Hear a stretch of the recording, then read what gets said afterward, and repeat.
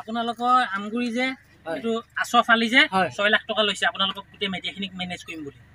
আছফালি কি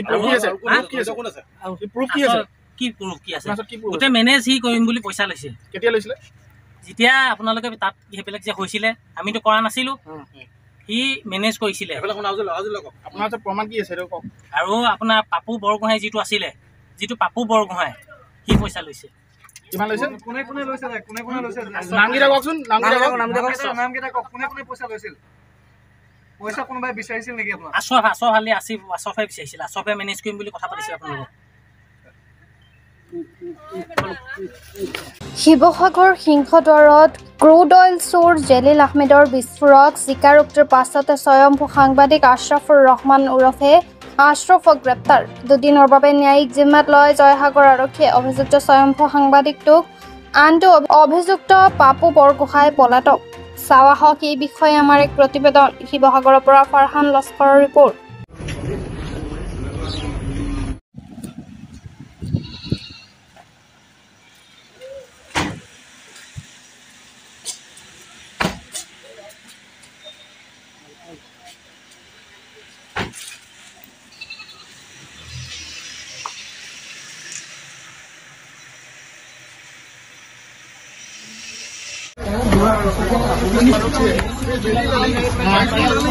আব্দুল জলিল আহমেদ ক'ত আছিলে ইমান দাদানে ভাইটি ক'ত আছে আবুল আহমেদ ক'ত আছে হয়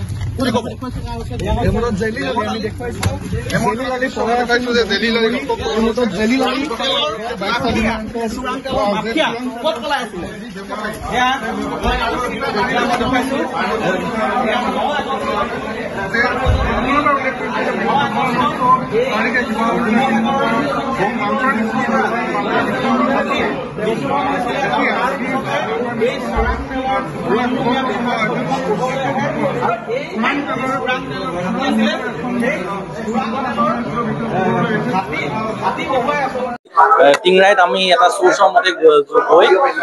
লোকেশ্যন ট্ৰেচ কৰি আমি টিংৰাই ৰাইটান গাঁৱৰ পৰা আমি ধৰা গৈছে তাক জেলিল আহমেদক তেওঁৰ পইচা মোবাইল 4-5টা আৰু ভেনু গাড়ী এখন হোণ্ডাই ভেনু গাড়ী এখন আমি উদ্ধাৰ কৰিছোঁ পলাবলৈ চেষ্টা কৰা নাই যিহেতু আমি তাক হাতেলোতে তাত শুই আছিলোঁ মানুহক ধৰিলে কি মৰাং আৰু শিখা মৰাং তেওঁলোকো জড়িত নেকি সেইটো আমি তদন্তত ওলাব কিন্তু সদ্যহতে আমি তেওঁলোকক একো বেকগ্ৰাউণ্ডটো নাজানো তেওঁলোকৰ ডিটেইলছখিনি আমি ডিগবৈ পিএছত দি থৈ আহিছোঁ আৰু ইনভেষ্টিগেশ্যনত যদি তেওঁলোক হয় তেওঁলোককো আমি ধৰিবলৈ আহি থাকোঁতে আমি সোধা পোছা কৰা নাই এতিয়াহে আমি সোধা পোছা কৰিম আবুলৰ কথা এতিয়ালৈকে আমি তাক সোধা নাই ককাইক হয় সোধা পোছা কৰা নাই এতিয়ালৈকে আমাৰ তদন্ত আগবাঢ়িবহে এতিয়া আপোনালোকে যিহেতু আপুনি প্ৰায় আজি 22টা ইনভেষ্টিগেশ্যন চলাই আছে এই দুই ভাতৃৰ লগতে আৰু কোনোবা জড়িত হৈ থাকিব পাৰে থাকিব অভিয়াছলি থাকিব কাৰণ ইমান ডাঙৰ হেৰিটো এটা অৰ্গেনাইজ ক্ৰাইম অকলে কৰিব নোৱাৰে আপোনাক ইয়াৰ পৰা বদলি কৰা হৈছে হয় হয় আপুনি ইয়াৰ পৰৱৰ্তী যি তদন্ত সেই তদন্তত আপুনি থাকিবনে নে আপোনাক ইয়াৰ পৰা যিহেতু মই বদলি হৈছে মোৰ 3 বছৰ হৈ গ'ল যিহেতু কেনে মোক ইয়াৰ পৰা মানে এইটো ট্ৰেন্সফাৰ কৰাৰ কাৰণে